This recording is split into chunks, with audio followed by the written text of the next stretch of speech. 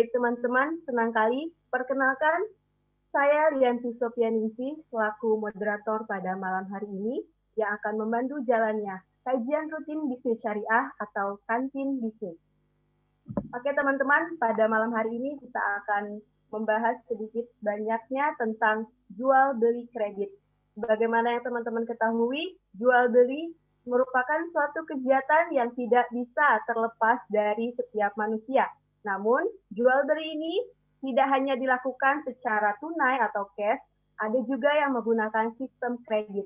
Nah, gimana sih jual beli kredit secara syariah? Bagaimana mekanismenya dan apa aja syarat yang harus dipenuhi dalam jual beli kredit secara syariah.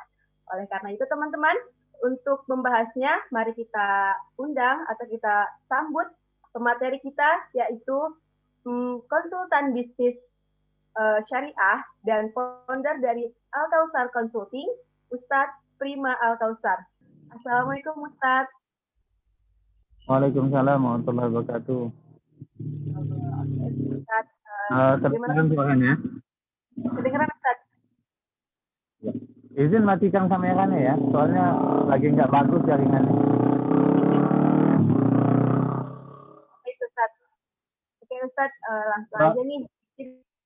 Teman-teman udah pada nggak sabar mau belajar bersama-sama, diskusi bareng-bareng mengenai jual beli kredit. Mungkin Ustadz boleh menyampaikan materinya, dilanjutkan nanti dengan diskusi dengan teman-teman yang lain. Silakan Ustadz. Sebelumnya suaranya jelas? Di Jelas, sana Ustadz. penerima. Oh iya baik. Teman-teman yang lain jelaskan ya, tulis di komen atau di respon. Jelas kok.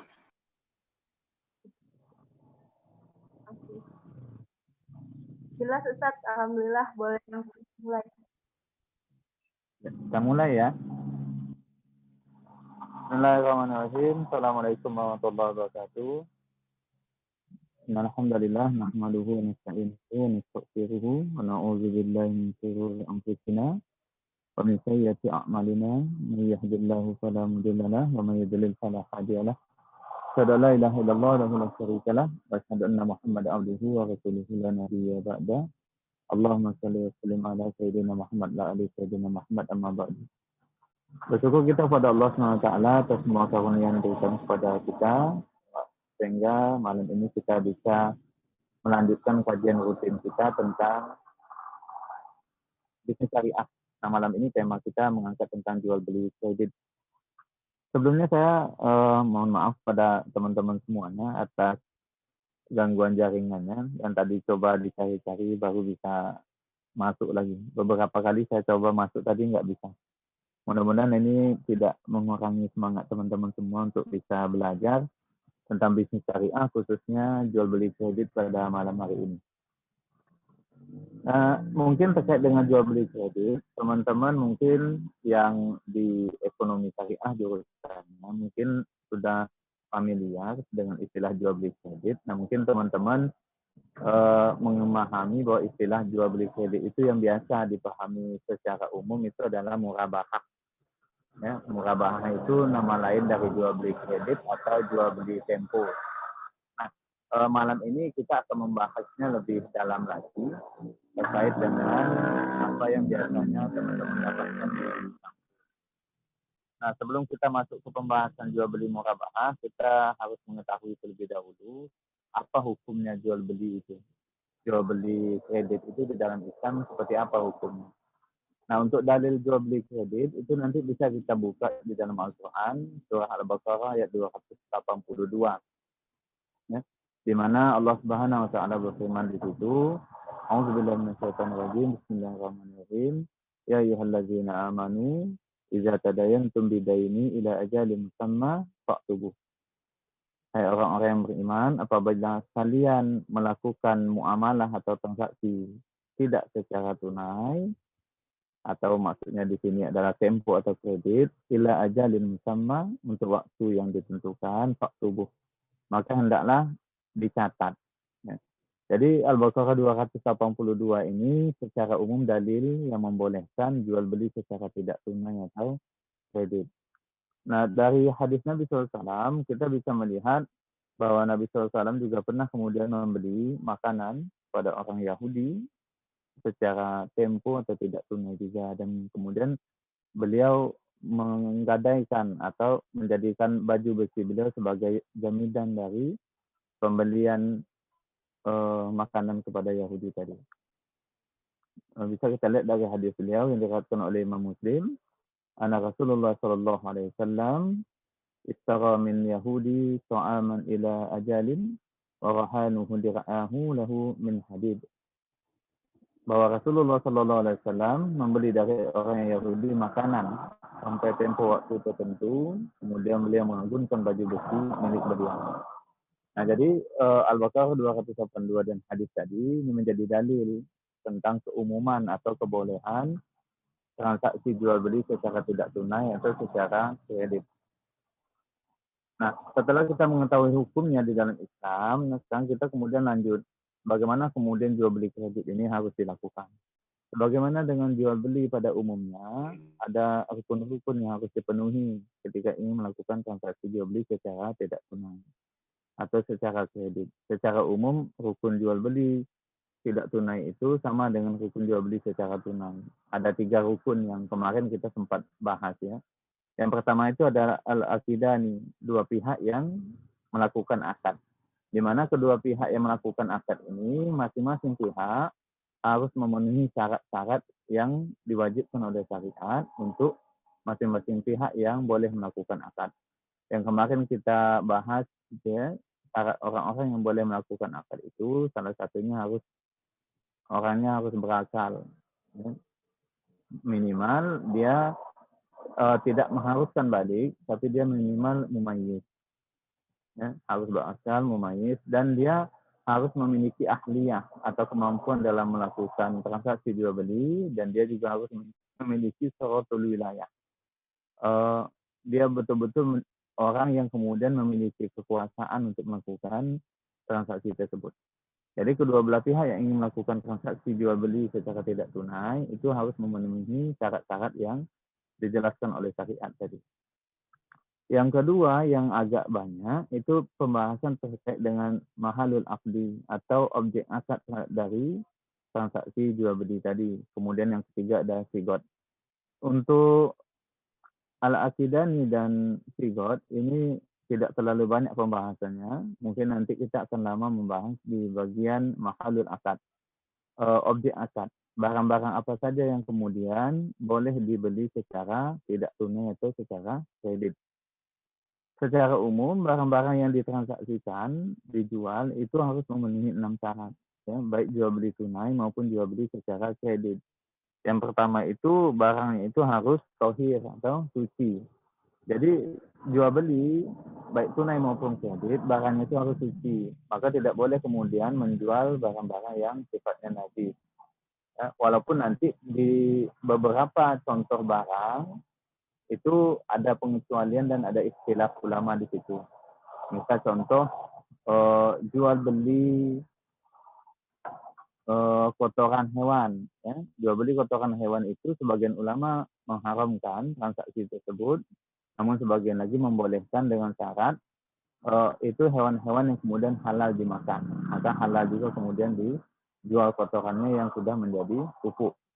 Nah, ulama yang kemudian tidak membolehkan itu kemudian memberikan solusi tidak dengan akad jual beli tapi dengan akad tijarah. Jadi sewa jasa untuk mengumpulkan. Jadi syarat pertama ketika ingin melakukan transaksi jual beli secara kredit itu barangnya harus suci. Yang kedua, dia halal untuk dimanfaatkan. Jadi barang-barang yang secara zat itu najis, maka dia juga tidak halal untuk dimanfaatkan. Yang ketiga, barangnya atau objek jual belinya itu bisa diserah terimakan. Ya. Jadi kita tidak boleh menjual barang yang itu tidak bisa kita serah terimakan. Nanti kemarin kita bahas tentang jual beli online ya, ketika kemudian barang itu tidak bisa diserah terimakan. Kemudian syarat keempat dari transaksi jual beli kredit itu barangnya harus maklum, barangnya itu harus diketahui. Jadi tidak hanya barang tapi juga saman atau harga barangnya itu juga harus diketahui. Kalau harganya tidak diketahui, maka ini terjadi gharar di situ atau jahalah. Maka transaksi ini menjadi fasad. Ya. Fasad itu juga tidak sah. Jadi ketika ingin mentransaksikan barang-barangnya harus kemudian jelas, maklum, baik harga maupun jenis barangnya. Maka tidak boleh kemudian menjual barang-barang itu yang tidak diketahui, ya, kuantitasnya maupun kualitasnya. Yang kelima, syarat dari mahalul akadnya, objek akad itu milkiyatul akid. Milkiyatul akid itu barangnya milik penjual. Ya. Jadi ketika kita ingin mentransaksikan barang, baik secara tunai maupun kredit, itu barangnya itu harus milik kita dulu, milik penjual. Jadi tidak boleh kemudian kita menjual barang itu yang belum menjadi milik kita. Misal dalam banyak kasus ya, misal contoh di LKS, bagaimana kemudian di LKS itu biasanya ketika melakukan transaksi murabahah atau jual beli kredit, itu barangnya sering belum menjadi milik lembaga keuangan syariah. Artinya masih menjadi milik pihak yang lain, belum dilakukan pembelian. Atau misal pembeliannya hanya dilakukan secara via telepon, kemudian nasabah disuruh menjemput ke, misal kalau beli motor secara kredit, LKS itu kemudian menelpon dealernya, kemudian nasabah menjemput ke sana. Ini juga termasuk dari larangan tadi, ya, berarti barang yang dijual oleh LKS tadi belum dimiliki secara sah. Sehingga kalau dia belum dimiliki secara sah, maka tidak sah juga kemudian dia menjual barang tersebut kepada pembeli. Jadi barang yang dijadikan objek akad dalam transaksi jual beli kredit itu harus milik penjual secara sah. Secara sah itu maksudnya akad jual belinya dengan pihak yang pertama itu sudah sah. Sehingga barang tadi betul-betul sudah sah menurut syariat menjadi milik penjual. Baru dia kemudian boleh menjual lagi barang tersebut. Nah, yang paling sulit itu biasanya ya, barang itu sudah harus dipegang, makbud. Nah, barang itu harus dipegang oleh penjual terlebih dahulu baru bisa ditransaksikan lagi. Untuk barang-barang yang harus dipegang, ini barang-barang misliat. Ya, barang-barang misliat. Barang-barang yang bisa dihitung, ditakar, dan ditimbang. Tapi barang-barang kimiat, seperti misal tanah, rumah, itu tidak harus kemudian dipegang oleh penjual. Tetapi syarat sebelumnya, dia harus sah menjadi milik penjual, baru boleh ditransaksikan lagi. Tapi untuk barang-barang yang misliat, ini wajib. Ya. Setelah dibeli, wajib kemudian dipegang oleh penjual, baru dia boleh mentransaksikan lagi. Tapi kalau barang-barang kimiat, nah ini boleh. Seperti mobil, yang lain-lain, rumah, tanah, itu boleh kemudian tidak dipegang, asalkan dia kemudian sudah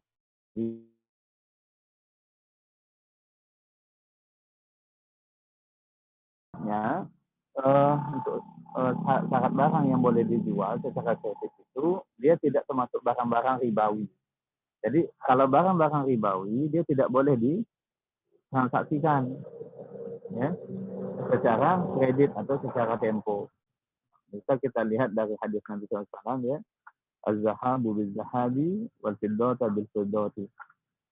Emas dengan emas, perak dengan emas, perak dengan perak, wal burru bil burri, was sa'iru bis sa'iri, wa tamru bil tamri, wa milhu bil milhi. Jadi ada 6 barang ribawi ini, jika dia ditransaksikan, ini tidak boleh ditransaksikan dengan cara tempo atau dengan cara kredit. Ya. Apa barang-barangnya? Az-zahabu bil zahabi. Emas dengan emas, kalau dipertukarkan, tidak boleh ditukar dengan cara yang kredit. Wal fiddatu bil fiddati, perak dengan perak, wal burru bil burri, gandum dengan gandum, sa'iru bis sa'iri, gandum yang kualitasnya di bawah, ya, sa'ir itu gandum kasar bahasa lain. Kemudian tamru bi tamri, kurma dengan kurma, milhu bil milhi, garam dengan garam. Syaratnya kalau barang-barang ribawi ini ditransaksikan sesama barang-barang ribawi, maka dia syaratnya ada 2, mislan bimislin dan yadan bimyadin. Ya. Tapi kalau kemudian dia tidak sejenis, faizah talafta hajihil asnaf fabi'u kaifa syi'tum. Ya. Jadi kalau barangnya kemudian tidak sama, misal contoh ditransaksikan emas dengan perak, berarti tidak sama. Berarti dia harus yadan bin yadin, harus kontan, tidak boleh kredit. Jadi yang paling harus diperhatikan dalam transaksi jual beli kredit ini, yang pertama itu 6 barang ribawi itu nanti bisa digolongkan ke dalam 2 bagian. Ya. Az-zahab dengan fiddah itu, emas dengan perak itu termasuk kategori alat tukar. Ya. Sehingga dia tidak boleh ditransaksikan secara non tunai. Maka di sini nanti berlaku hukum, maka tidak boleh membeli emas secara kredit atau tempo karena dia termasuk barang-barang ribawi. Nah, bagaimana dengan barang-barang ribawi lainnya yang terkategori itu bahan makanan seperti tadi kurma, kemudian garam, gandum dan yang lain-lainnya. Jadi pada hukum asalnya menjual barang-barang ribawi itu tidak boleh secara kredit tapi harus secara tunai. Nah, tetapi ada opsi lain jika kita ingin melakukan transaksi terhadap barang-barang ribawi secara kredit. Jadi barang-barang ribawi misal kurma, boleh tidak membeli kurma itu secara kredit, ya. Maka kurma itu karena dia termasuk barang ribawi, maka dia tidak boleh ditransaksikan secara kredit, dia harus dilakukan secara tunai. Maka kalau kita ingin membeli kurma dengan secara tempo atau tidak tunai, maka jangan menggunakan akad jual beli biasa. Solusinya harus menggunakan akad bai as-salam, yang jual beli salam. Nah, nanti kalau kita membeli kurma dengan akad bai as-salam, maka nanti tunduk kepada hukum-hukum jual beli salam. Ya. Tapi kalau tidak memungkinkan dengan jual beli salam, ya, nanti bisa kemudian dilakukan dengan menggunakan akad arahan. Jadi jual beli utang. Jadi kalau kemudian tidak bisa dilakukan dengan akad arahan, bisa dilakukan dengan akad arahan, ya, jual beli utang. Jadi harus ada barang yang menjadi jaminan ketika kita membeli barang-barang ribawi tadi dengan cara tidak tunai. Nah, kalau kemudian tidak bisa juga memberikan barang sebagai agunan dari jual beli tadi, barang-barang ribawi yang berupa makanan tadi, maka syarat yang terakhirnya itu atau opsi yang terakhir itu kedua belah pihak itu harus sudah saling percaya. Ya. Apalagi ini sebentar lagi akan masuk bulan Ramadan, ya. Seringkali kemudian kita membeli kurma itu tidak secara tunai, ya. Apalagi kemudian untuk diperjualbelikan biasanya dibeli dengan syarat tempo. Nah, transaksi yang seperti ini ada 3 opsi tadi yang bisa dilakukan kalau ingin mentransaksikan 4 barang ribawi yang lainnya yang berupa bahan makanan, itu bisa diakadkan dengan akad salam, bisa diakadkan dengan arahan, harus ada barang yang dijaminkan, dan yang terakhir kedua belah pihak itu saling percaya. Ya. Jadi ini beberapa opsi yang bisa dipilih ketika ingin mentransaksikan barang-barang ribawi yang berupa makanan. Tapi untuk barang-barang ribawi berupa emas dan perak, ini sama sekali tidak boleh ditransaksikan secara tunai, tidak boleh ditransaksikan secara kredit atau tempo. Ya. Maka hari ini kemudian banyak berkembang, misal ada jual beli emas secara kredit, ini secara hukum tidak boleh. Nah, karena barang-barang ini merupakan barang-barang ribawi yang tidak boleh ditransaksikan secara kredit. Itu beberapa poin yang kemudian harus diperhatikan di dalam mentransaksikan barang secara kredit, ya, yang hari ini biasanya dikenal dengan istilah murabahah. Ya.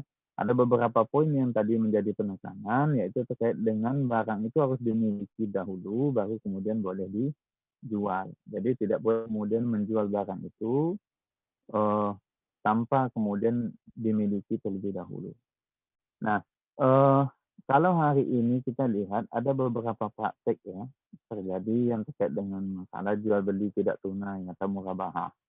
Kalau kita lihat transaksi jual beli kredit yang terjadi di lembaga keuangan syariah hari ini, itu bukan jual beli yang biasa dibahas oleh para ulama dalam kitab-kitab fikih muka. Tapi jual beli yang dipraktekkan di lembaga keuangan syariah pada hari ini itu adalah nama istilahnya di dalam fikih ahlil amir di firaq. Ya. kalau dalam bahasa produknya sekarang itu murabahah KPP. Murabahah kepada pemesan pembelian. Nah, ini murabahah KPP ini atau murabahah lil amil bisyira ini nanti ini praktiknya itu berbeda dengan murabahah yang dijelaskan. Ya. Sehingga nanti kalau kita ingin membahas bagaimana hukum murabahah secara umum itu boleh, tapi kalau murabahah lil amil bisyira atau murabahah KPP yang hari ini dipraktekkan di lembaga keuangan syariah, nah nanti ada kajian tersendiri terkait hukumnya. Karena nanti secara praktek ini berbeda jauh dengan apa yang dijelaskan para ulama di dalam kitab-kitab fikih mereka. Ya. Mungkin dari saya pengantarnya itu yang bisa saya sampaikan. Sederhana saja, nanti mudah-mudahan nanti banyak yang bisa kita diskusikan ya terkait dengan apa-apa yang teman-teman belum pahami. Demikian mungkin saya kembalikan ke moderator lebih dulu.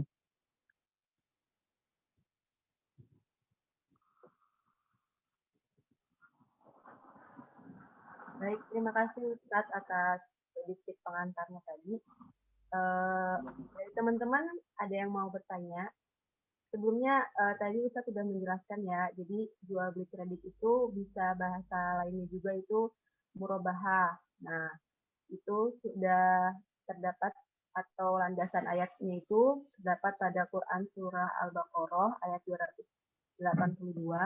Kemudian ada beberapa jenis barang yang tidak bisa atau tidak boleh dilaksanakan dalam jual beli kredit. Itu adalah 6 barang yang termasuk barang riba seperti emas, perak, kurma, kemudian garam dan lain sebagainya. Nah, dari teman-teman ada yang mau ditanyain nggak nih tentang jual beli kredit, mungkin lebih spesifiknya atau tentang apanya? Boleh ya, raise hand, kemudian aktifkan kameranya dan langsung mengajukan pertanyaannya.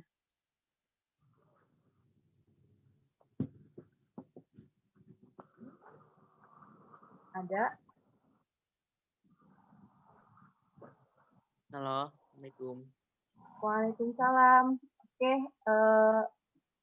boleh langsung boleh diaktifkan kameranya sebelumnya? Oh, Oke, silakan pertanyaannya. Assalamualaikum warahmatullahi wabarakatuh. Waalaikumsalam warahmatullahi wabarakatuh.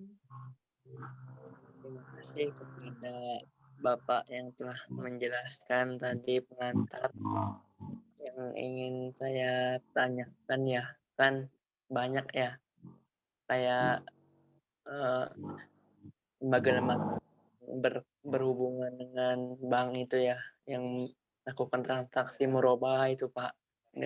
Dia itu lakukannya tanpa memiliki barang itu Pak ya. Yang tadi disampaikan itu kan itu tidak boleh ya Pak ya melakukan seperti itu. Nah, pertanyaan saya itu lantas bagaimana cara kita agar mengingatkan gitu bahwa itu tidak boleh gitu. Apakah hanya dengan menyampaikan atau bagaimana? Terus kemudian yang kedua itu jual beli emas yang saya lihat kan itu nggak boleh ya. Nah, lantas apa yang kita harus lakukan gitu Pak sebagai iya Pak mahasiswa. Cukup sekian Pak. Baik, terima kasih pada Saudara Dimas Eko untuk pertanyaannya. Mungkin langsung dijawab dulu aja, Sat ya? Apa mau dikumpulin dulu pertanyaannya, Sat? Boleh, ini langsung jawab aja. Nanti kalau kebanyakan malah lupaan nanti. Oke, baik, Sat. Pertanyaannya tadi kan sudah disampaikan dari Saudara Dimas, bahwasanya yang terjadi sekarang,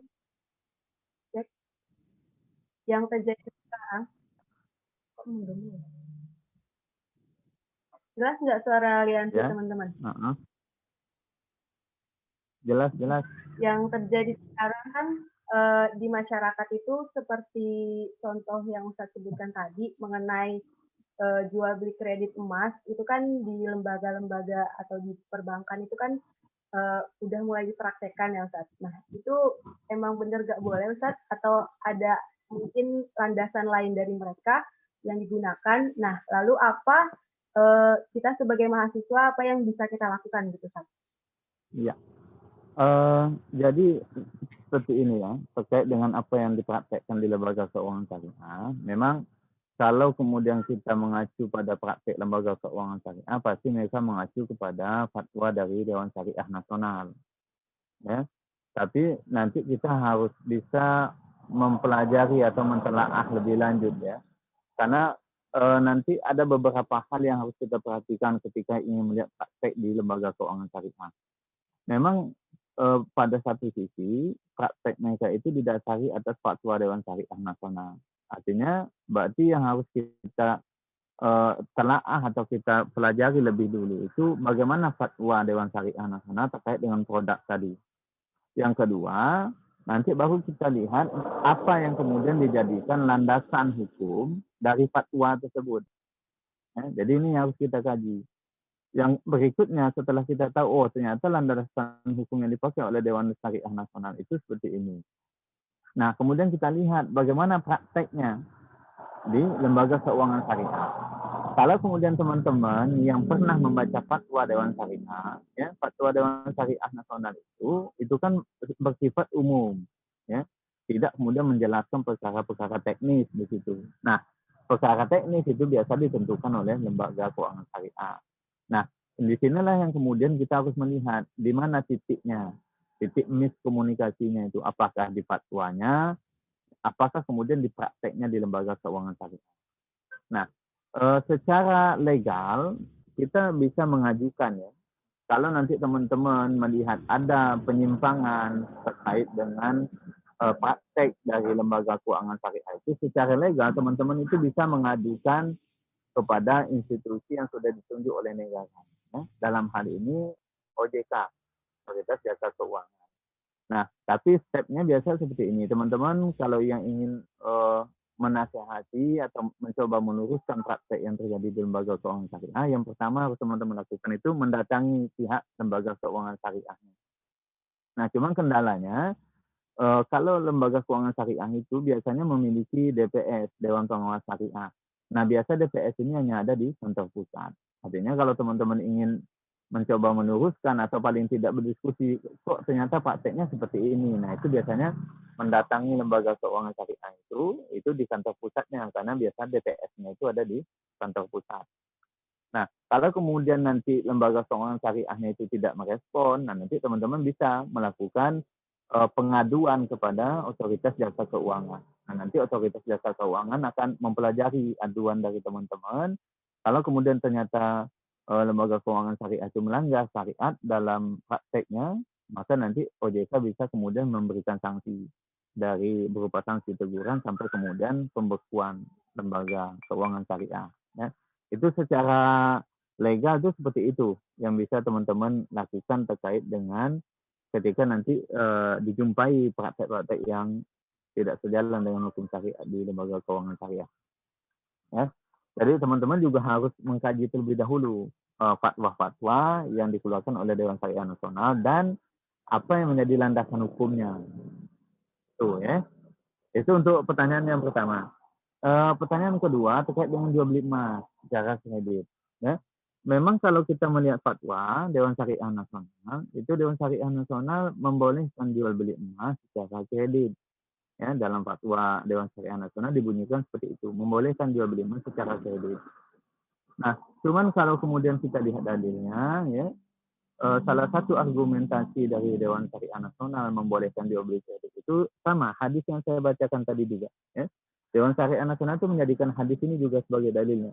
Az-zahabu bil-zahabi wal-fiddata bil-fiddati. Emas dengan emas, perak dengan perak, jika dia ditransaksikan sesama barang-barang ribawi, maka dia syaratnya harus mislan bimislim, yadan binyadin. Tapi kalau kemudian dia berbeda, maka kemudian dia harus yadan binyadin. Dia harus dilakukan secara tunai. Hadisnya sama. Tapi kemudian ada ilat hukum yang berbeda di situ. Ya. zahabu bizahabi itu ilat hukumnya yang dipahami itu dan dijelaskan oleh para ulama itu adalah alat tukar. Jadi kalau emas ditransaksikan dengan emas, posisi emas dalam hadis itu adalah sebagai alat tukar. Nah, maka Dewan Syariah Nasional melihat karena hari ini emas itu tidak lagi menjadi alat tukar, ya, tapi menjadi sil'ah. Sil'ah itu barang. Ya. Maka kemudian dia diperbolehkan menjualnya secara tunai. Nah, sekarang kita lihat ada tidak ulama lain yang kemudian berpendapat seperti ini. Ya, ternyata kita bisa lihat misal contoh Syekhul Islam, ya, atau kita lihat pendapat Ibnu Qayyim. Ibnu Qayyim al-Jauzi juga membolehkan jual beli emas secara tidak tunai karena dia berubah kemudian dari emas dari mata uang atau alat tukar menjadi sil'ah atau barang. Maka ketika dia tidak lagi menjadi alat tukar, maka dia boleh ditransaksikan secara tunai. Ya, ini pendapat Syekhul Islam, Ibnu Qayyim al-Jauzi dan Syekh Abdurrahman As-Sa'idi. Nah, tetapi kalau kita lihat pendapat jumhur ulama, ya, jumhur ulama di dunia itu mengharamkan jual beli emas secara kredit. Ya. Tadi kalau dalil yang membolehkan termasuk Dewan Syariah Nasional itu, Dewan Syariah Nasional itu membolehkan jual beli emas secara kredit, dalilnya atau ilatnya karena emas tidak lagi dijadikan alat tukar. Sehingga karena dia tidak dijadikan lagi alat tukar, kemudian berubah posisinya menjadi barang, sil'ah atau komoditas. Maka kalau dia komoditas, maka boleh ditransaksikan secara tidak tunai. Ini pendapat yang membolehkan. Tapi jumhur ulama, baik dari kalangan mazhab Syafi'i, Maliki, Hambali, dan Hanafi, ini mengharamkan jual beli emas secara kredit. Ya, dalilnya yang hadis tadi juga. Ya. Jadi jumhur ulama itu mengharamkan. Nah, sekarang kita lihat dari dua pendapat ini mana yang kuat, mana yang rajih. Ya. Nah, ini biasanya wilayah tarjih. Ya. Ketika ada dua kemudian hal yang bertentangan, maka di situ nanti ada tarjih di situ. Mana dalil yang lebih kuat. Nah, kalau kemudian kita melihat ada beberapa ulama seperti Syekhul Islam, Ibnu Qayyim al-Jauzi, dan Abdurrahman As-Sa'idi yang kemudian membolehkan transaksi emas secara tunai. Tapi jumhur ulama, ya, kalau hari ini misal ada lembaga daimah, ya, yang salah satu lembaga fikih atau lajnah fikih negara-negara Islam atau OFI, ada salah satu lajnah itu kemudian juga mengharamkan jual beli emas secara kredit. Kalau kemudian kita lihat keputusan ulama-ulama Saudi juga kemudian mengharamkan itu.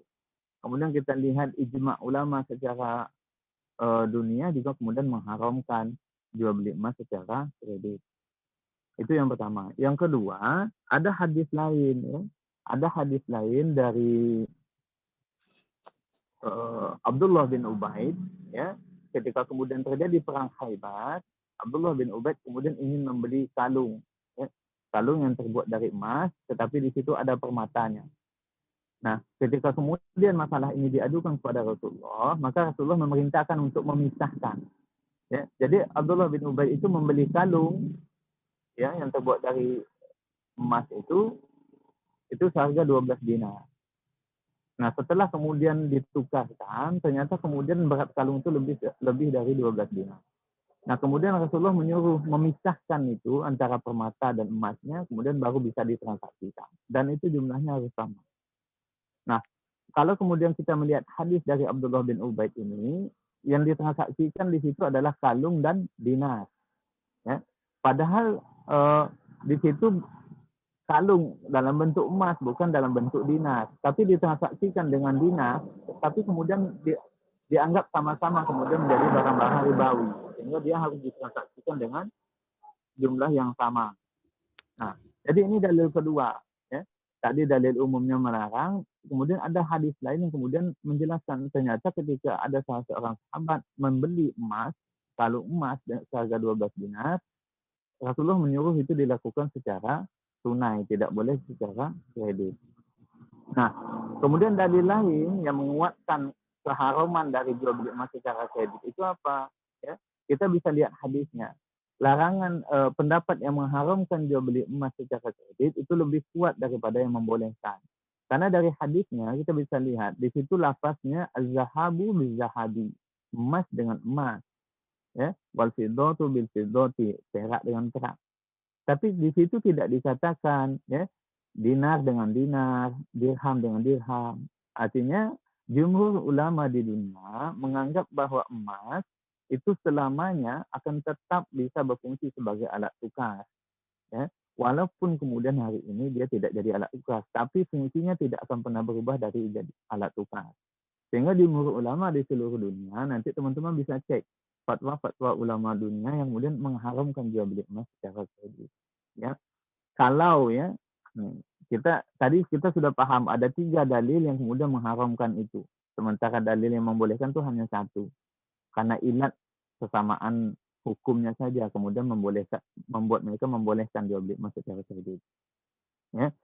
Nah, kalau kemudian kita anggap ya kita memilih dalil yang membolehkan, ya kita memilih dalil yang membolehkan. Nah, sekarang pertanyaannya seperti ini: kalau emas itu ditransaksikan secara kredit, maka ada tidak lembaga keuangan yang mau menyerahkan emas?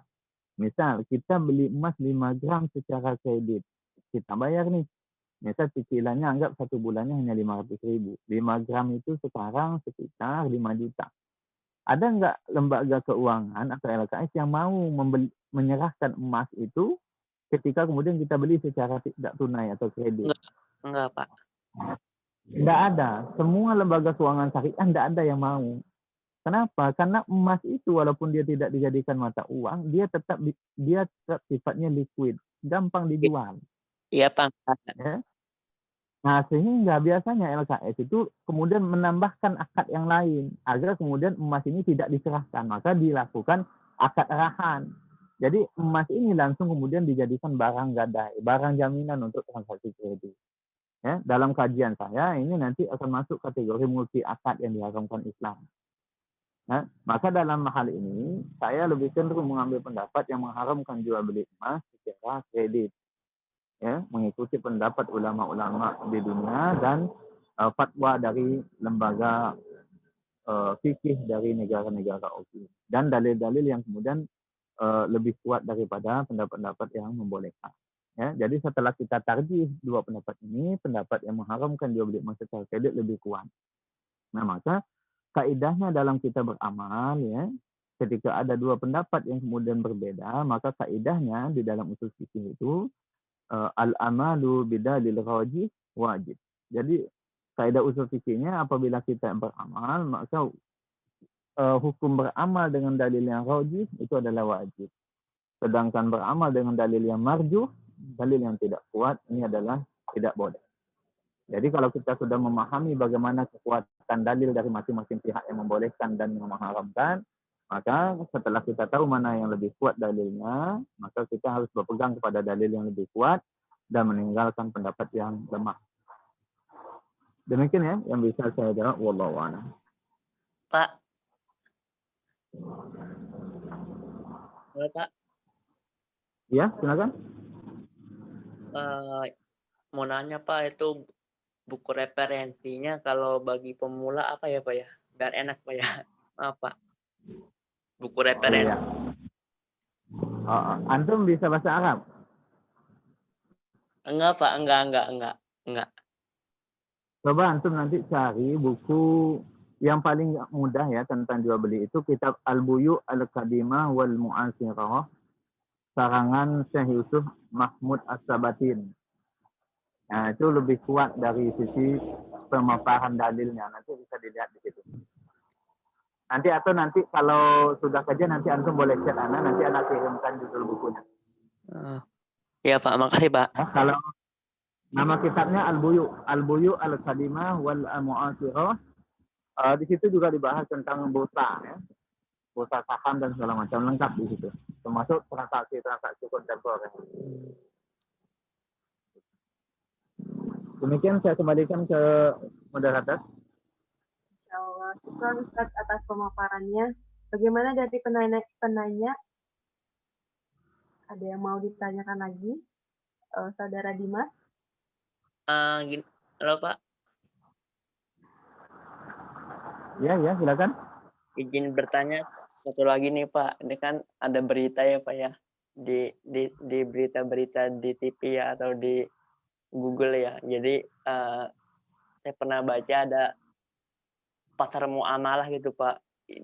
Dia itu bertransaksi dengan dirham dan juga dinar itu. Terus bagaimana gitu Pak pendapat sudut pandang ekonominya itu Pak mengenai hal itu, apakah diperbolehkan atau tidak Pak? Kait apa tadi? Mengenai jual beli ini, Ustaz, jual beli yang menggunakan dinar dirham, pasar muamalah. Yang ditanyakan apa? Boleh tidaknya? Iya, yang ditanyakan itu. Ya kalau pertanyaannya boleh atau tidak ya boleh. Nanti bisa teman-teman buka salah satu syarat jual beli itu kan tidak boleh ada paksaan. Ya. Nanti buka surat An-Nisa ayat 29 ya. Ya ayyuhallazina amanu la ta'kulu amwalakum bainakum bil batil illa an takuna tijaratan an taradin minkum. Jadi kita tidak boleh saling memakan harta atau saling mengambil harta di antara kita kecuali dengan jalan perniagaan.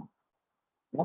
Tidak boleh dengan cara yang batil kecuali dengan jalan perniagaan antara mungkin dan dengan keridoan kedua belah pihak. Ya, sebagaimana nanti hadis Nabi SAW, al-bai'u antara din. Ya, jual beli itu harus atas dasar kerelaan kedua belah pihak. Termasuk dalam hal memilih alat pembayaran. Ya. Jadi boleh saja kalau kedua belah pihak kemudian sepakat ya boleh-boleh saja. Kalau ditanyakan ke syariat ya, nanti kalau ditanyakan ke undang-undang di negara kita nanti jadi polemik. Ya. Saya agak sensitif kalau masuk wilayah yang agak polemik gitu. Ya, karena sekarang ini agak hati-hati kalau berpendapat. Baik Pak, makasih Pak. Saya jawabnya dari sisi syariat aja. Terima kasih Ustaz. Dari pertanyaan saudara Dimas tadi dapat dirangkum bahwasanya mengenai jual beli kredit emas ini ada satu fatwa yang membolehkan, tapi ada 3 fatwa dan itu lebih kuat yang tidak membolehkannya. Jadi teman-teman, ada lagi yang mau ditanyain nggak nih? Boleh ya, sign atau langsung hidupin aja audionya.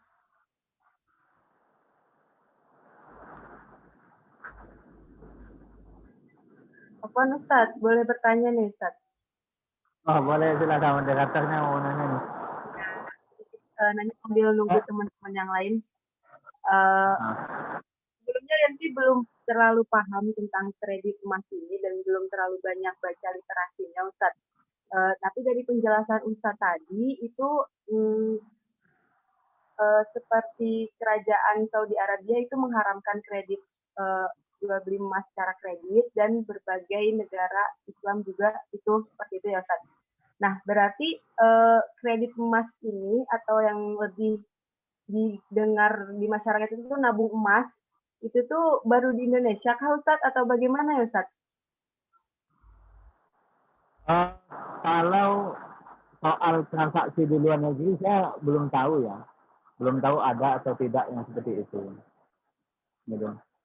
Jadi kalau di Indonesia kita lihat kan ada banyak skema ya.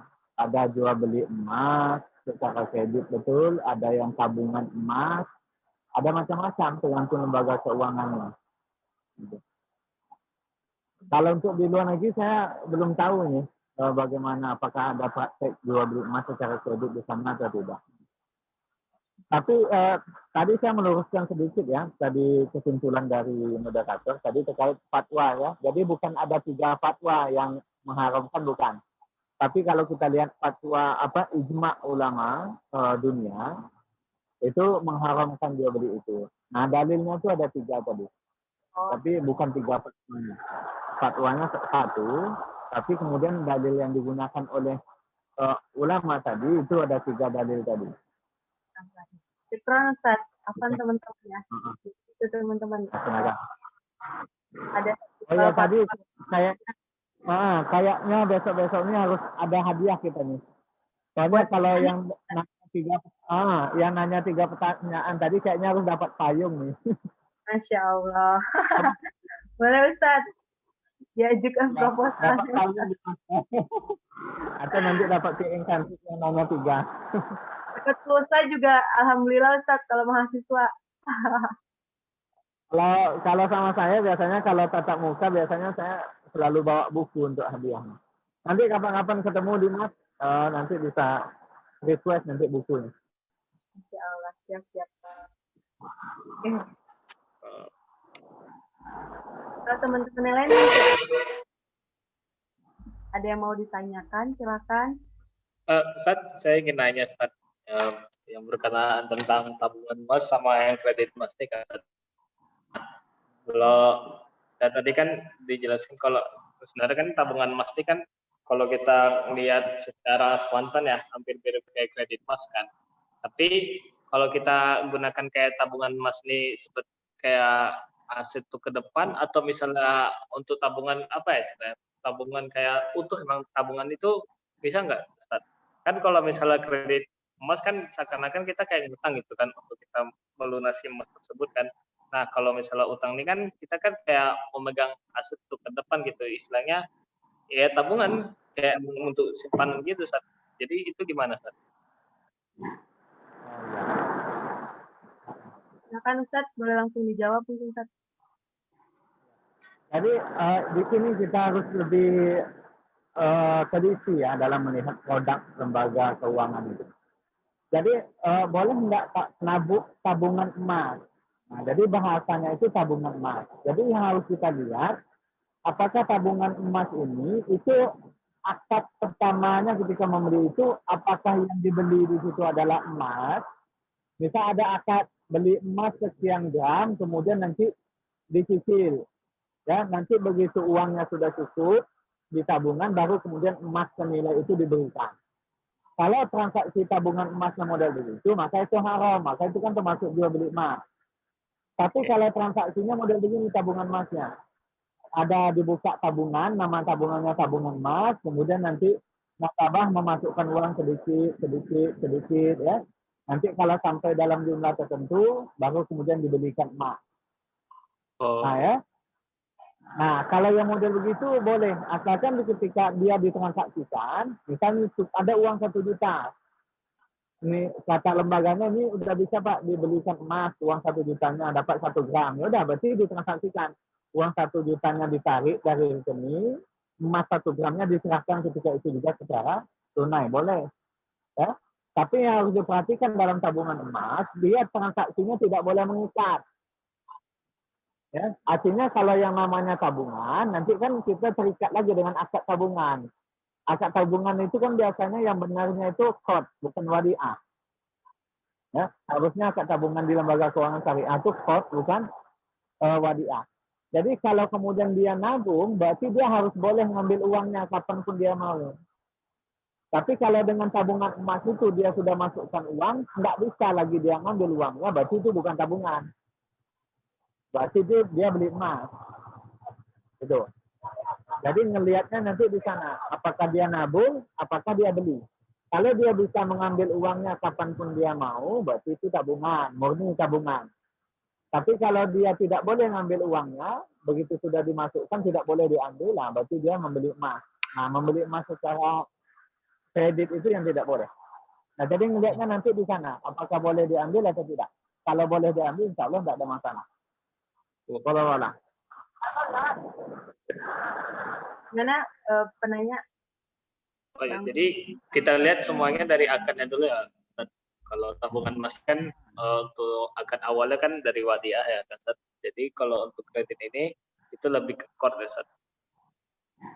Bukan tabungannya wadiah, kreditnya qard bukan. Maksudnya akad tabungannya itu harus jelas juga. Jadi nanti kan kalau akad tabungannya itu tidak jelas, maka nanti akan jadi masalah. Karena kan gini, biasanya di lembaga keuangan syariah itu akad untuk tabungan itu selalu wadiah.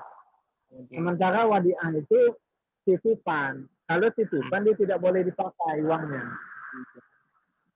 Ya, sederhananya misal untuk memahami wadiah ini, kita misal nitipin mobil ya ke tetangga, kemudian begitu kita nitipin mobil apa enggak, Terus nanti tetangga kita pakai mobil itu dan begitu balikin ditukar sama mobil yang lain, mau nggak? Nggak mau. Nggak mau. Nggak mau. Nah makanya, jadi akad di lembaga keuangan syariah untuk tabungan itu nggak tepat. Wadiah. Maka akad yang tepat itu qard, utang. Karena kalau utang dia boleh dipakai dan pengembaliannya dengan harta semisal. Kalau wadiah itu cocoknya untuk cash deposit box, nggak cocok untuk tabungan. Karena kalau wadiah hartanya nggak boleh dipakai. Nah maka tadi kalau tabungan emas ini akadnya qard, berarti betul, ya. Nah berarti dia akadnya akad utang. Nah kalau yang kedua, kita harus lihat lagi. Kalau untuk menentukan dia ini jual beli emas atau tidak, lihat apakah uangnya tadi bisa diambil atau tidak. Kalau uangnya tidak bisa diambil kapanpun, berarti dia jual beli, bukan nabung. Karena kalau dia nabung, pasti uangnya bisa diambil kapanpun. Kalau jual beli, berarti nggak bisa. Berarti setiap uang yang dimasukkan itu dianggap cicilan. Jadi ngelihatnya di sana gitu. Boleh nggak bolehnya. Kalau uangnya boleh diambil berarti boleh. Kalau uangnya nggak boleh diambil setiap masuk ya berarti nggak boleh. Berarti jual belinya berarti akad tabungan emas itu jual beli emas secara kredit, bukan akad tabungan. Gitu ya? Oke. Izin menyimpulkan ya. Jadi izin menambahkan ya Zat ya. Jadi ya seperti itu ya Zat ya. Banyak kasus yang salah gitu dalam memberikan nama gitu. Harusnya qard malah wadiah gitu. Harusnya itu nggak boleh dipakai uang tabungannya atau uang simpanannya, tapi dipakai oleh pihak bank atau pihak perbankannya itu. Jadi kalau di dalam buku jual beli ya yang pernah saya baca itu ada namanya investasi tidak dijamin, nama investasi dijamin. Kalau tidak dijamin itu kayak mudoroba, musyarakah. Terus kalau misalnya akad yang nggak dijamin itu kayak wadiah kayak gitu. Saat ini saya mau nanya lagi Tat. Kalau kita bentar. Balik ke moderator dulu ya. oh ya. Nanti moderatornya marah nih. Gak apa-apa Ustaz, biar diskusinya jalan aja, nggak apa-apa juga nggak tahu. Oh gitu ya. Soalnya ini udah 4 ya, berarti dapat hadiah lagi nih. Nambah nggak tuh Ustaz? Nambah gelas cantik nih Mas ya, nanti hadiahnya. Oke, mungkin sedikit menyimpulkan dulu tadi dari diskusi antara saudara Fikri sama Ustadz. Jadi intinya nabung emas di bank itu kita lihat dulu sistemnya, maksudnya itu dia menggunakan akad apa dan transaksi beli emas itu di awal atau di akhir, dan sistemnya itu seperti nabung biasa atau ada keterikatan seperti itu ya Ustadz? Ya, betul. Silakan ditanya ke penanya tadi apa udah paham atau tidak. Nanti baru kita lanjut ke Dimas lagi. Oke, gimana untuk saudara Fikri? Ada tambahan?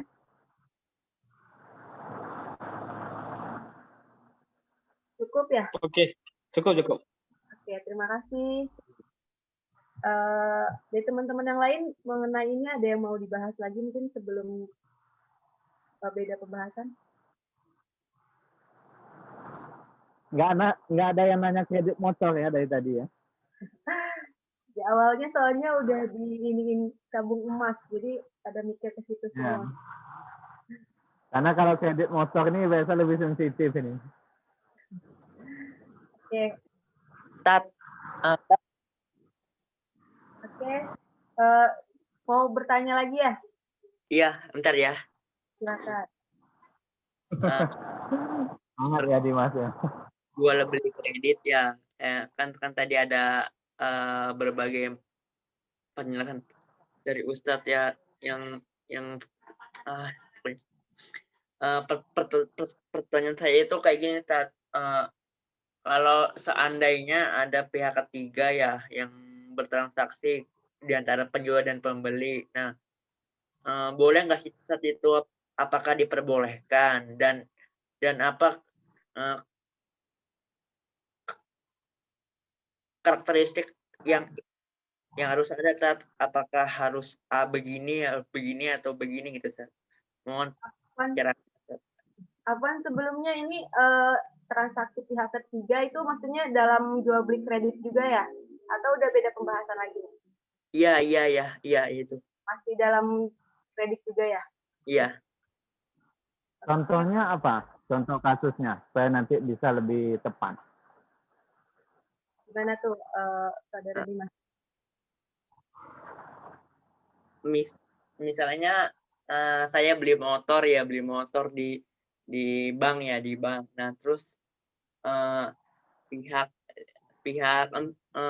leasing itu atau donor itu memberikan membantu saya untuk memberikan motor dengan catatan saya akan memberikan fee atau bunga atau imbalannya gitu, memberikan uang kepada yang membantu saya untuk memberikan saya atau mobil apa itu saat kayak gitu saat. Oh, kreditnya di leasing. Enggak, bukan di leasing saat kayak di mana gitu saat Bank. di koperasi ya, di bank. Ini maksudnya misal antum mau kredit motor di lembaga keuangan ya. Terus nanti ada pihak yang kemudian membantu antum, tapi pihak yang membantu antum untuk mensukseskan kredit motor antum itu dia minta fee-nya. Iya, Tat. Yang minta fee ini pegawai lembaga keuangan itu atau pihak yang lain? Pihak yang lain, Tat. Bukan pegawai lembaga keuangan itu ya? Bukan, Tat, bukan. Oh, ya. Ya, insya Allah udah paham. Oke, Sat, boleh langsung dijawab. Ya, jadi yang ditanyakan oleh Dimas ini ya, misal dia ingin melakukan pengambilan kredit ya di lembaga keuangan, kemudian ada pihak lain yang membantu dia untuk mengambil itu. Kalau dalam bahasa kita sekarang calo ya, calo. Nah nanti atas bantuan dia itu dia minta fee. Nah yang harus kita pahami seperti ini.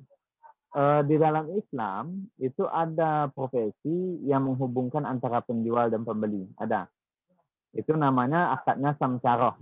Orang yang menghubungkan namanya simsar. Ya. Kalau dalam bahasa bisnis modern itu namanya brokering. Nama pihaknya broker. Broker itu sama. Ya, dalam transaksi saham itu broker itu sama. Ya, penghubung antara pihak penjual dan pembeli. Tapi kalau di dalam akad muamalah namanya simsar, akadnya samsaroh atau makelar kalau dalam bahasa Indonesia. Nah, cuman kalau makelar itu ya, makelar itu wilayahnya adalah pihak yang menghubungkan antara penjual dan pembeli.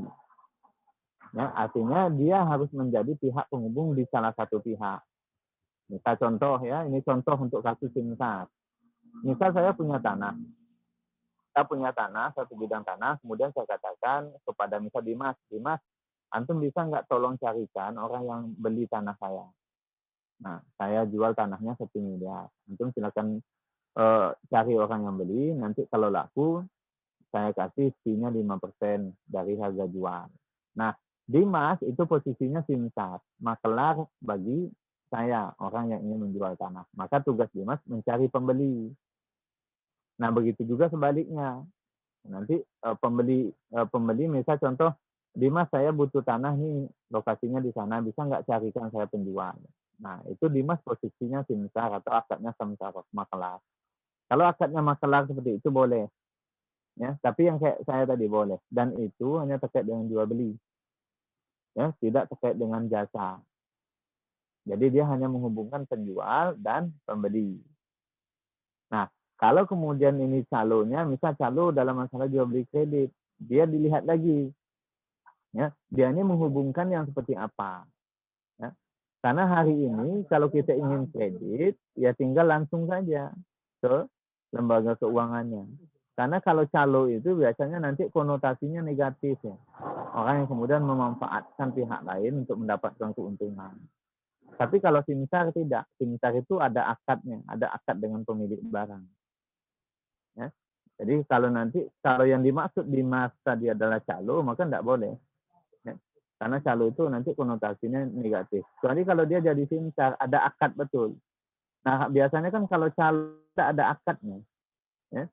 Artinya orang yang memanfaatkan kondisi aja, misal memanfaatkan kondisi orang yang tidak tahu bagaimana prosedurnya di lembaga keuangan itu, ya dia mudahkan, gitu aja. Padahal dia juga tidak memiliki kemampuan untuk itu.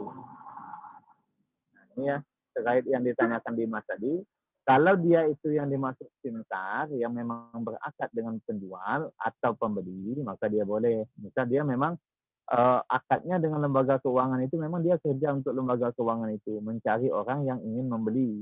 Nah, itu boleh. Tapi kalau dia tidak ada bakat, berarti tidak boleh. Kalau dia ada bakat, berarti akadnya simsar. Nah, nanti tunduk pada ketentuan samsarohnya. Ya, nanti samsaroh kan ada ketentuan-ketentuannya. Seperti misal jangka waktu simsarnya, berapa besar ujroh atau umulahnya. Ini harus dibahas lebih dahulu nanti. Insya Allah nanti kapan-kapan kita bahas lebih detail tentang akad samsaroh. Tapi dari saya itu dulu malam ini ya. Kembalikan. Ya Pak Ustadz, jadi saya simpulkan ya, jadi kalau misalnya ada maklar atau itu ya yang sejenis itu diperbolehkan ya, ya. Yang nggak boleh itu calo ya. Calo itu berarti lecet ya, calo. Benar. Dimas di mana tinggal? Saya tinggal di Tangerang, Balaraja, Kabupaten. Tahu. Kirain di Jambi. Insya Allah besok malam saya ke Jambi. Saya bisa ketemu kalau di Jambi. Kalau di Tangerang kejauhan ya. Nanti kapan-kapan kalau saya ke Pulau Jawa nanti, insya Allah bisa ketemu. Terima kasih Ustaz atas jawabannya. Jadi itu jawabannya tadi udah sedikit disampaikan juga sama Dimasnya sendiri. Tapi sedikit menambahkan, simsar itu boleh. Apa bedanya simsar sama calo? Kalau simsar itu harus ada akadnya terlebih dahulu dengan miliknya. Maksudnya dengan yang akan membutuhkan atau mencari intinya pihak pertamanya gitu lah Pak. Ya kan ya? Oke, mungkin udah lumayan malam nih 21.51. Satu pertanyaan lagi mungkin, atau kalau ada boleh satu pertanyaan, kalau enggak langsung kita closing statement. Boleh? Ya, satu pertanyaan lagi ya. Insya Allah nanti jam 9 menit lagi kita selesai. Yang lain ya, jangan Dimas lagi. Nanti kebanyakan dapat hadiah. Belum. Izin bertanya Ustadz. Nah, silakan Kak Dina. Gini Ustadz, kalau di kampung itu kan masih ada tuh jual kredit kayak benda gitu Ustadz ya, kayak pakaian gitu. Nah, jadi kan kalau misalkan tunai sekian gitu harganya, tapi kalau misal kredit itu tuh harganya tuh lebih jauh gitu. Itu gimana tuh Ustadz? Ibaratnya tuh kayak kalau masalah harga tuh apakah tergantung kesepakatan, apakah kita sebagai penjual itu misalkannya saya misalkan kan jual kredit itu tuh harus cuma mengambil untung sekian berapa persen gitu. Mungkin itu aja sih Ustadz. Terima kasih. Oke, terima kasih Kak Dina pertanyaannya. Iya bener banget tuh kalau di kampung-kampung ibu-ibu ya masih sering main kredit. Soalnya katanya kalau nggak ngeredit nggak bakal kebeli Ustaz. Gimana Ustaz? Iya, jadi kembali ya ke hukum di awal bahwa jual beli secara kredit itu diperbolehkan ya, oleh syariat. Nah, tinggal nanti prakteknya. Ya, terkait dengan masalah harga yang ditanyakan tadi, ya, kalau di dalam Islam itu setahu saya tidak ada kemudian patokan ya, patokan berapa persen harus diambil keuntungan.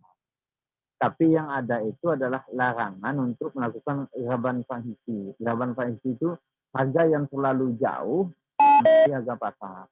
Bisa terlalu mahal atau terlalu murah. Nah, itu dilarang di dalam Islam. Nah, memang kebiasaannya kalau jual beli kredit itu pasti lebih mahal daripada jual beli secara tunai. Nah, nanti kembalinya tergantung apakah kedua belah pihak itu ridho dengan transaksi itu atau tidak. Ya. Nah, misalnya transaksinya, misal kalau jual beli baju itu secara kontan harganya 100.000, tapi kalau dicicil harganya jadi 150.000, tapi nyicilnya 1 tahun, 1 bulan 1 kali.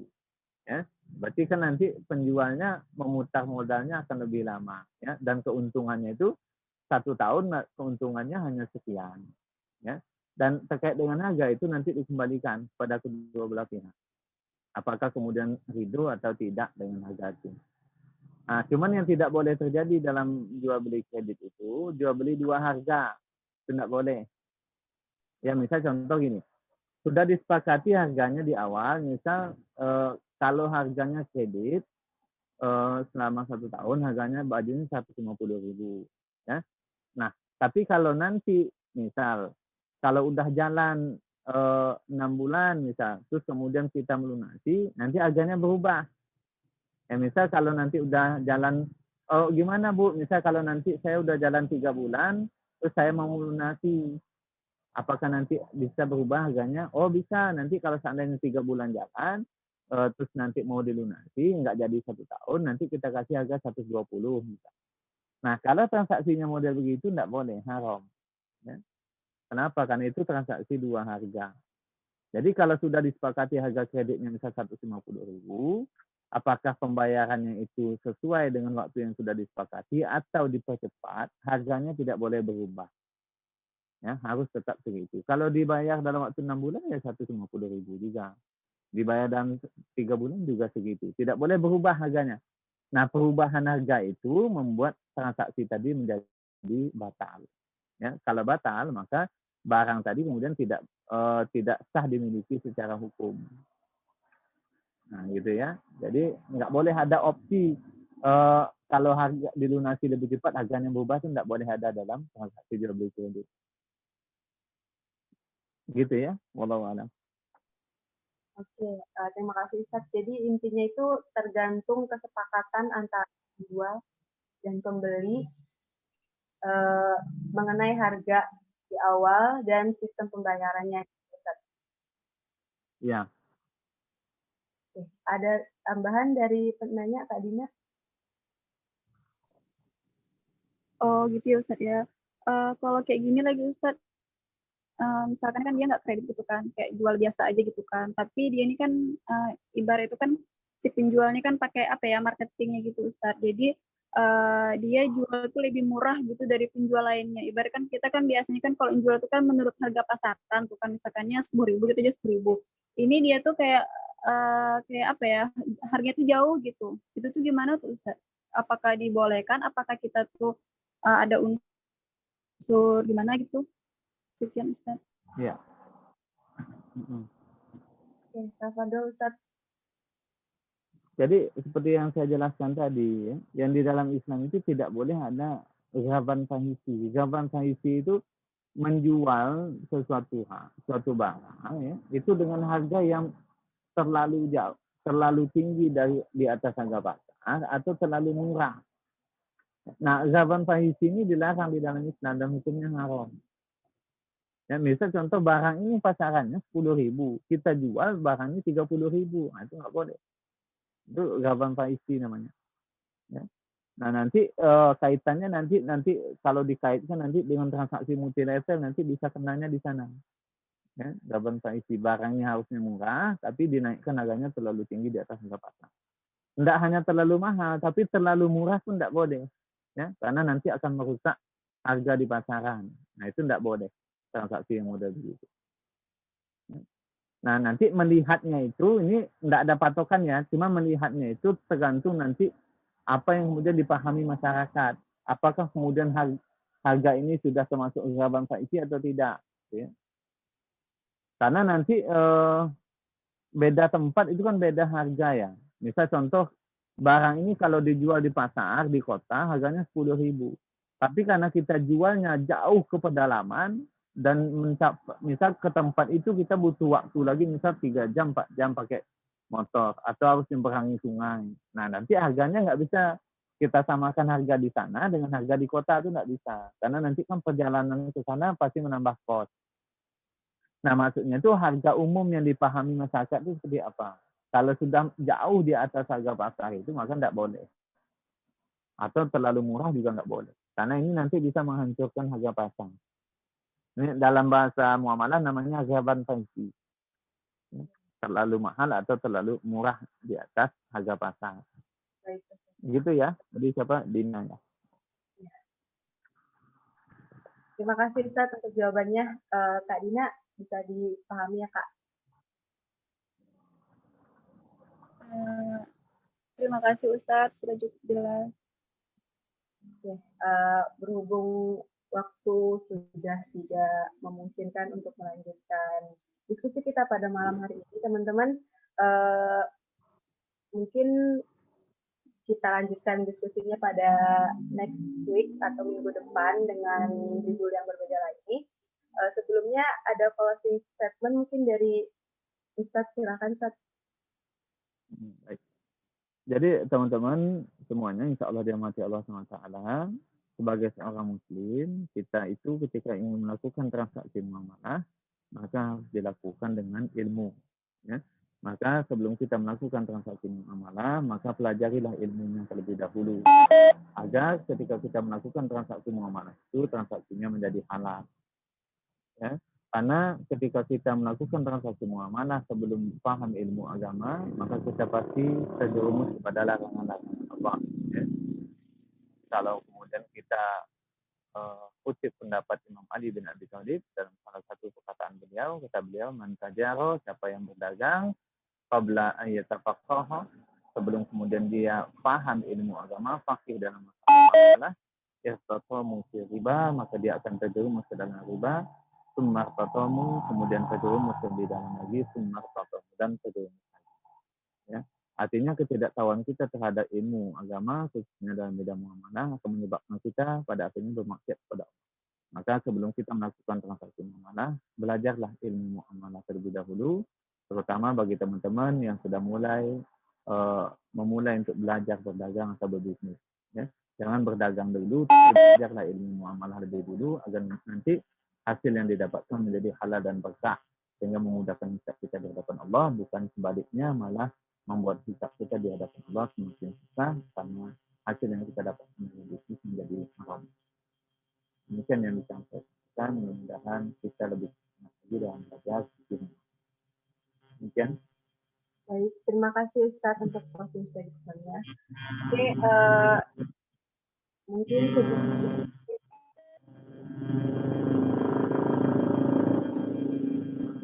sedikit kesimpulan yang bisa saya sampaikan teman-teman pada kajian kitab malam hari ini, pada malam hari ini. Jadi jual beli secara kredit itu diperbolehkan dengan landasan ayat Quran surah Al-Baqarah ayat 2 dan berbagai fatwa. Namun ada beberapa jenis atau barang yang tidak boleh diperjualbelikan secara kredit yang sudah kita sama-sama lihat, di antaranya itu emas. Namun emas juga masih memiliki perbedaan pendapat, di mana tetapi pendapat yang lebih rajih atau lebih kuatnya itu bahwasanya emas tidak boleh dijadikan barang jual beli dengan secara kredit. Mungkin itu aja yang bisa saya sampaikan. Mohon maaf bila ada salah kata. Terima kasih saya ucapkan kepada teman-teman yang sudah bergabung pada malam hari ini. Semoga minggu depan kita lebih semangat untuk belajar mengenai bisnis syariah ini. Terima kasih juga saya ucapkan kepada Ustadz Prima Al-Fatihar atas ilmu-ilmunya yang telah diberikan. Semoga bermanfaat. Oke. Sekian dari saya pamit undur diri. Wassalamualaikum warahmatullahi wabarakatuh. Waalaikumsalam warahmatullahi wabarakatuh.